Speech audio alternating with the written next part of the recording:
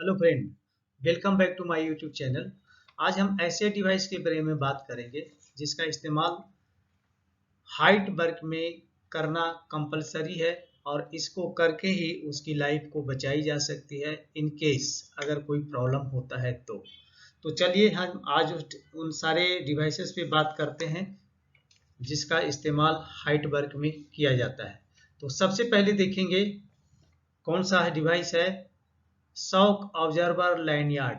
ये फिगर में आप देख पा रहे हैं, इसका शॉक ऑब्जर्वर नाम इसलिए दिया है कि ये देख रहे हैं ये पॉइंट है जो इसमें शॉक ऑब्जर्वर इसी को बोलते हैं। या ये क्या करता है, इम्पैक्ट को कम करता है। एक स्टिचिंग होती है इसमें, सेम जो लैंडयार्ड देख रहे हैं इसी की पट्टी के यहाँ पे स्टिचिंग होती है। जब भी कोई गिरता है तो ये क्या है, सिलाई होने स्टिचिंग होने के कारण ये धीरे धीरे खुलता है और उसके जो इम्पैक्ट है उसको ये कम कर देता है, इसीलिए इसका नाम है शॉक ऑब्जर्वर लैंडयार्ड। ठीक है, मीन्स एनर्जी जो होती है एनर्जी को वो कम कर देता है और वो गिरने वालों की सुरक्षा हो जाती है। नेक्स्ट देखते हैं, दूसरा जो है वो हाइट वर्क में जो काम आने वाली चीज है वो लाइफ लाइन है। तो लाइफ लाइन की इस्तेमाल हम कब करते हैं, कहाँ करते हैं? लाइफ लाइन की इस्तेमाल हम वहाँ पे करते हैं जहाँ पे कि इसका फोल्ड बनाना पॉसिबल नहीं है, चाहे रीजन जो भी हो। इसका फोल्ड बनाने में टाइम ज़्यादा लग रहा हो, या ऐसा लोकेशन है जहाँ इसका फोल्ड बनाना पॉसिबल नहीं है, या ऐसा लोकेशन है जहाँ पे कि इसका फोल्ड तो बनाया जा सकता है लेकिन ऊपर पोर्शन में जाके वहाँ पे ऑब्स्ट्रक्शन है। तो उस केस में वहाँ पे इसका फोल्ड ना बना करके वहाँ पे लाइफ लाइन का प्रोविजन दिया जाता है और ये लाइफ लाइन का इस्तेमाल करके वहाँ पे हाइट वर्क किया जाता है। अब वहाँ पे लाइफ लाइन है जो देने का जो तरीका है, या तो हम वहाँ पे हम पॉलीप्रोलिन रोप का इस्तेमाल करें या नायलॉन रोप का इस्तेमाल करें जिसका साइज 3x4 इंच डाया का हो और वो सेफ्टी नेट के साथ होगा। क्योंकि हाइट पे काम कर रहे हैं, सिर्फ लाइफ लाइन के पास आपके पास सिर्फ लाइफ लाइन है तो दूसरा एक प्रोटेक्शन भी होना चाहिए, जस्ट नीचे सेफ्टी नेट होना चाहिए। बाय मिस्टेक अगर कुछ प्रॉब्लम होता है तो सेफ्टी नेट पे जाके रुकेगा। ठीक है, और इसके अलावे हम लाइफ लाइन में इस्तेमाल करते हैं पॉलीप्रोलिन लाइनो रोप के अलावे, वो है वायर रोप जिसका डाया 12 mm होना चाहिए। अब देखते हैं यहाँ पे अलग अलग इस्तेमाल का क्राइटेरिया क्या है। सबसे पहले तो प्रिफेयर करेंगे कि हाफ इंच का वायर रोप ही स्लिंग का ही इस्तेमाल करें, वायर रोप का इस्तेमाल करें, क्योंकि ये डायरेक्टली वहाँ पे सन रेज पड़ता है जिससे पॉलीप्रोपिल रोप या नायलॉन रोप बहुत जल्दी खराब हो जाता है, जबकि इसकी लाइफ ज़्यादा होती है वायर रोप की। इसलिए वायर रोप का इस्तेमाल हाफ इंच का करें तो ज़्यादा बेटर है।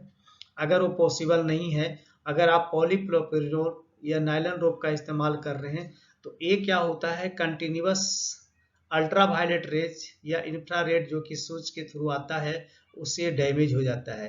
तो इस पे नज़र रखनी है कि बहुत जितना जल्दी हो सकता है काम करके इसको काम कर ले, नहीं तो क्या है बहुत लंबा समय तक रखेंगे तो इसके कारण ये डैमेज हो जाएगा और बाद में काम नहीं करेगा। दूसरा क्या है कि पॉलीप्रोपिलीन रोप या नायलॉन रोप का अगर हम इस्तेमाल करते हैं तो उस केस में वहाँ पे शॉर्पनर का इस्तेमाल करना है जहाँ पे कि शार्प एज आ रहा है। सपोज आप ऐसी जगह लगाए हो जहाँ पे कि वो कोई शार्प एज से टच कर रहा है तो उस पर लोड आएगा या बार बार उसमें टच होगा तो वो पार्ट कट सकता है। तो वहाँ पे शॉर्पनर का इस्तेमाल करना है ताकि कटे नहीं। ठीक है, नेक्स्ट देखते हैं जो है वो है रोप ग्रैब। रोप ग्रैब का इस्तेमाल खास करके वर्टिकल सीढ़ियों में किया जाता है। जो वर्टिकल 90 डिग्री पे जो सीढ़ी लगी होती है उस पे ये रोप ग्रैब है। ये हार्नेस का हुक इसके साथ फंसा के इसमें है जो लगाया जाता है। अगर और इसके थ्रू जाएंगे जब ऊपर की ओर जाएगा तो इजिली ये है जो स्लिप होगा, और जब अचानक इस पे सडन शॉक आएगा तो यहीं पे लॉक कर देता है। इसकी एक खूबी है बोल सकते हैं, या इसकी एक क्वालिटी है।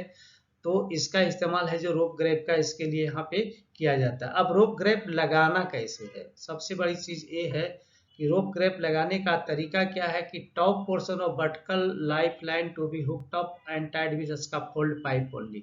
इसको ऐसे रिकमेंड किया जाता है कि इसको है जो इसका टॉप पार्ट या बॉटम का पार्ट है जो इसका फोल्ड पाइप के थ्रू बांधे, सीढ़ी के लैडर जो है उसके रंग्स के साथ ना बांधे, क्योंकि रंग्स अगर वीक है और सडन अगर लोड आता है तो वहाँ से खुल जाएगा या वो रंग्स निकल जाएगा, फिर जिस पर्पस के लिए यूज किया गया है वो पर्पस यहाँ पे सोल्व नहीं होगा।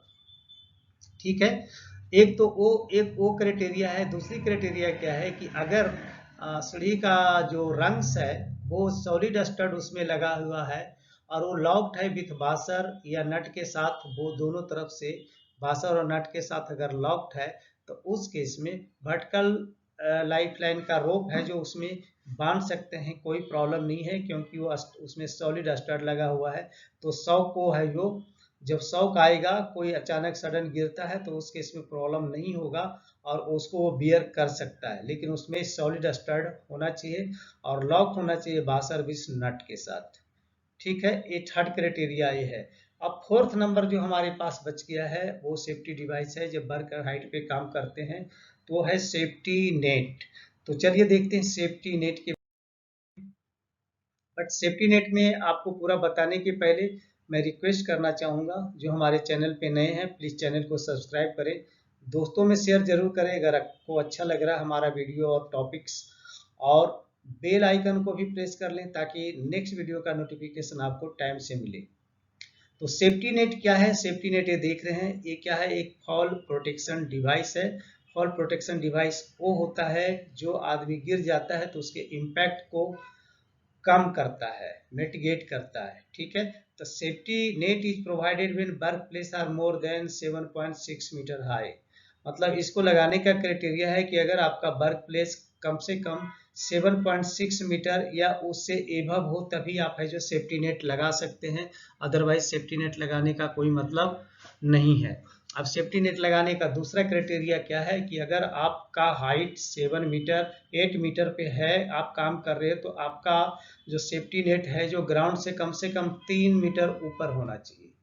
3 मीटर नीचे रहेगा, अगर कोई गिरे तो इलास्टिसिटी के कारण जब इम्पैक्ट आएगा तो आके वो जमीन में टकराएगा, वो पर्पज सोल्व नहीं होगा। तो कम से कम कितना होना चाहिए? पहले क्राइटेरिया है कि 8 मीटर हाइट हो तभी लगा सकते हैं, और दूसरी क्राइटेरिया है कि जमीन से 3 मीटर कम से कम ऊपर होनी चाहिए।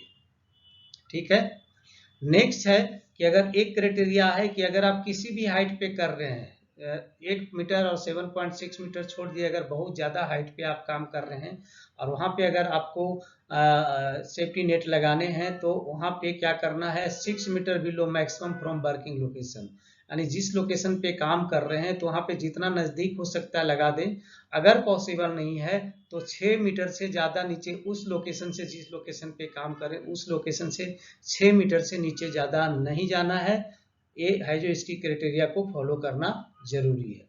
अब नेक्स्ट क्या है कि ये हार्नेस ये जब सेफ्टी नेट लगाते हैं तो यहाँ पे इसका ड्रॉप टेस्ट भी जरूरी है कि ड्रॉप टेस्ट में अगर पास नहीं हुआ और आपने लगा दिया तो इन मौके पे ये काम नहीं करेगा, इसलिए इसका ड्रॉप टेस्ट करना पड़ता है, जिसमें 400 LBS या 181 kg का एक बैग है जो उस पे है जो फेंका जाता है। अगर वो सही है नहीं टूटता है और उसके फोर्स को ऑब्जर्व कर लेता है तो वो नेट सही है, उसको हम डिप्लाई कर सकते हैं।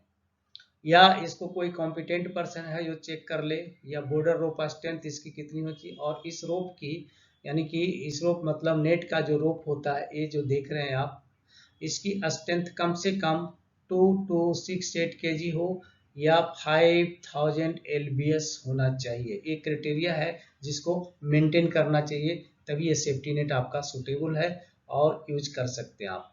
सो ओके दोस्तों, ये टॉपिक्स जो था कि वर्किंग एट हाइट पे किन किन डिवाइसेस का इस्तेमाल किया जाता है, खास करके shock line yard, life line, rope grab and safety net से एक कंप्लीट हो गया। इसको अगर आप अच्छे से देखेंगे तो आपका एक कंप्लीट हो जाएगा।